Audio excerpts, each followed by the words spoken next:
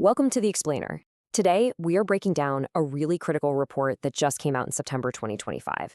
It's from Bob Slovic over at Virtualization Options LLC, which is a Colorado-based tech research and advisory group. And let me tell you, it paints a stark picture of a major budget crisis hitting our public services, and it really gets into what that means for all of us.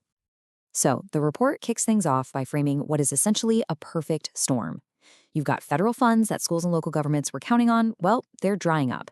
At the same time, local budgets are being squeezed like never before. And the kicker? Our need for technology is just exploding. It's a massive collision course, and this report is here to map out all the fallout. And to give you an idea of the scale we're talking about, look at this number.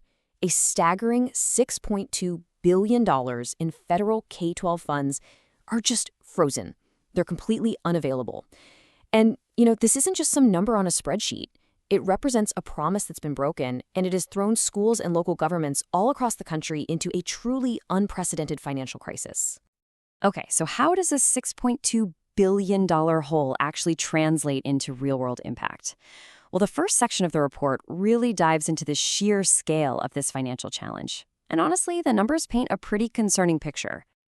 That impact, it's being felt first and foremost right in the classroom. The report found that school districts are facing average budget cuts of around 40%.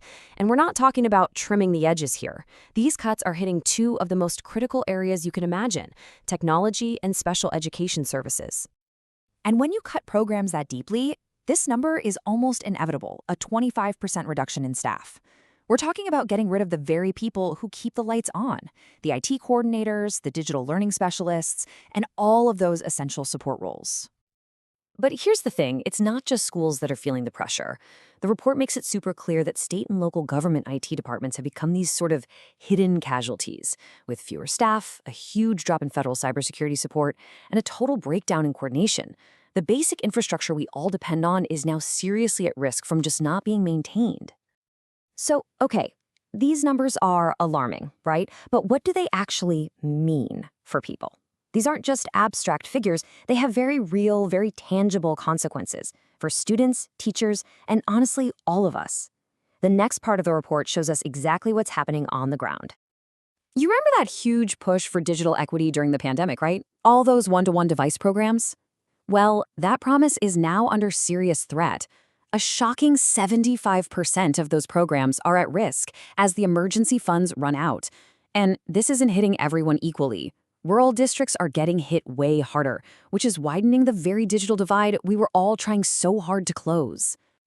This whole situation just creates a perfect storm for vulnerability. So, federal cybersecurity support gets slashed by nearly half. And at the exact same moment, cybercriminals are ramping up their attacks on schools because they know their defenses are down. It leaves local IT teams who are already stretched way too thin, completely unable to respond, exposing our public institutions in a way we've never seen before. So, with all the specialized IT staff gone, who do you think picks up the slack? Yup, teachers and administrators. They're now the default frontline IT support, which means they're spending precious instructional time trying to troubleshoot tech issues. This creates this massive expertise shortage where the job of maintaining these incredibly complex systems falls on educators, not the specialists who are actually trained to do it. Okay, so after laying out the problem in such stark detail, the Virtualization Options LLC report doesn't just leave us hanging. It pivots, and it starts to make its case for the core solution, arguing that in this new reality, the only way forward is through strategic IT partnerships. And this slide just illustrates that shift in thinking perfectly. On one side, you've got the old internal IT model, which right now is just defined by overburdened staff and massive uncertainty. And on the other side, you have the partnership model, which brings in specialized expertise, predictable costs, and that enhanced security that is so desperately needed. The report really argues that the right partner does way more than just fix problems when they pop up. They help you maximize your budget with costs you can actually predict. They bring in 24/7 security monitoring. They find smart, cost-effective ways to support digital equity, and they handle the incredibly complex, always changing world of regulations. It's really a holistic solution. So that's all the theory, but how does this actually play out in the real world? Well, the report includes some really compelling examples from the field, and these stories, They show what's truly at stake here.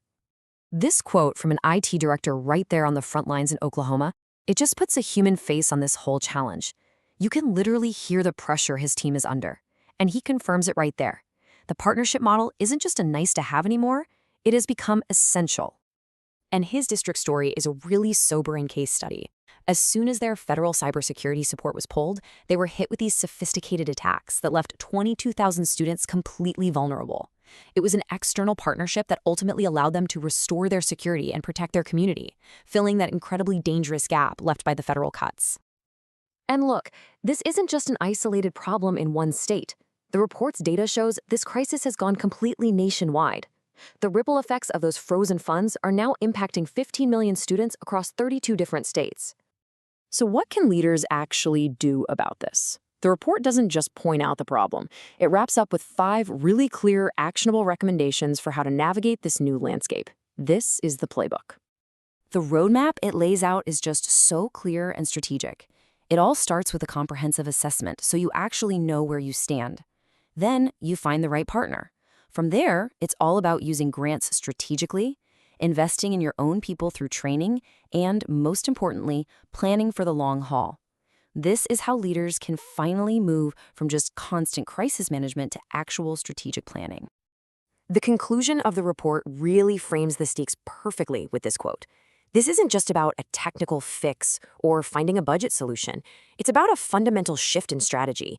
It's about recognizing that these partnerships are absolutely essential if public institutions want to deliver on their core mission of serving our communities. And that leaves us with this final and I think crucial thought. In this era of tight budgets and total digital dependency, our public tech infrastructure is just as essential as water or electricity. How our communities decide to answer this question, well, that's what's going to define the future of public service for every single one of us.